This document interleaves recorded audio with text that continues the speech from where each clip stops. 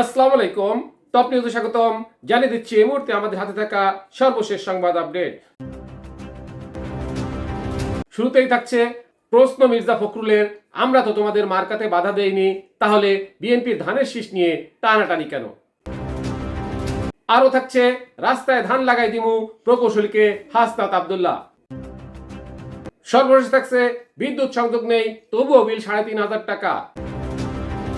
এতক্ষণ শুনলেন আপডেট সংবাদগুলো শিরোনাম, এবারে বিস্তারিত। প্রশ্ন মির্জা ফখরুলের, আমরা তো তোমাদের মার্কাতে বাধা দেইনি, তাহলে বিএনপির ধানের শীষ নিয়ে টানাটানি কেন?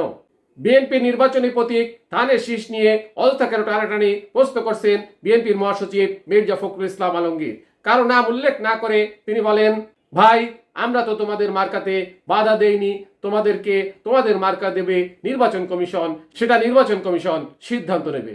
শুক্রবার ১০ অক্টোবর রাজধানীর রমনা ইঞ্জিনিয়ার্স ইনস্টিটিউট মিলনায়তনে ১৯৯০ এর স্বৈরাচার বিরোধী গণ অভ্যুত্থানের শহীদ নাজির উদ্দিন জেহাদের ৩৫তম শাহাদাত বার্ষিকী উপলক্ষে স্মরণ সভায় প্রধান অতিথির বক্তব্যে একথা বলেন মির্জা ফখরুল। অনুষ্ঠানটির আয়োজন করেন শহীদ জিয়াদ স্মৃতি সংসদ।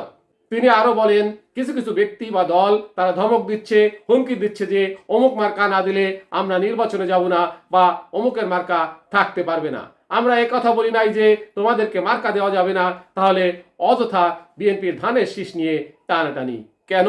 রাস্তায় ধান লাগাই দিমু প্রকৌশলীকে হাসনাত আব্দুল্লাহ। কুমিল্লা সিলেট মহাসড়কের দেবিদ্বার নিউ মার্কেট অংশে সংস্কার কাজ অক্টোবরের ২০ তারিখের মধ্যে শুরু না হলে মহাসড়কে যান চলাচল বন্ধ করে ধান চাষ করা হবে এমন হুমকি দিয়ে দেওয়া একটি কল রেকর্ড সামাজিক যোগাযোগ মাধ্যমে ভাইরাল হয়েছে। বৃহস্পতিবার ভাইরাল হওয়া ২ মিনিট ২ সেকেন্ডের কল রেকর্ডটি জাতীয় নাগরিক পার্টি এনসিপি দক্ষিণাঞ্চলের মুখ্য সংগঠক হাসনাত আব্দুল্লাহ এবং কুমিল্লা সড়ক ও জনপথ বিভাগের প্রধান নির্বাহী প্রকৌশলী খন্দকার গোলাম মোস্তফার মধ্যে কথোপকথনের।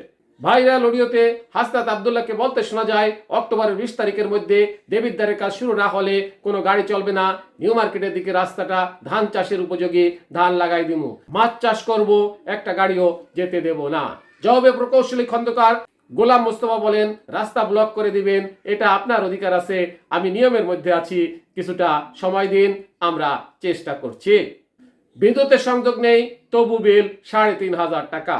ঘন ঘন লোডশেডিং, সচল মিটারকে অচল দেখিয়ে অর্থ হাতে নেওয়া, ব্যবহৃত ইউনিটের সঙ্গে বিদ্যুৎ বিল না থাকা, লো ভোল্টেজ নিয়ে হাই ভোল্টেজের বিল করা, বিদ্যুৎ সংযোগ নেই তবুও বিদ্যুৎ বিল সহ নানা অনিয়মের অভিযোগ উঠেছে পল্লী বিদ্যুৎ কর্মকর্তা কর্মচারীদের বিরুদ্ধে।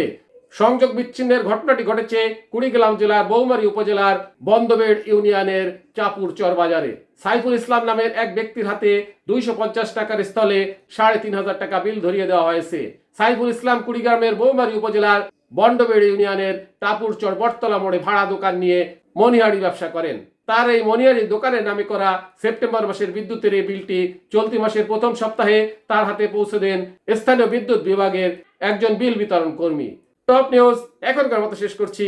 আল্লাহ হাফেজ।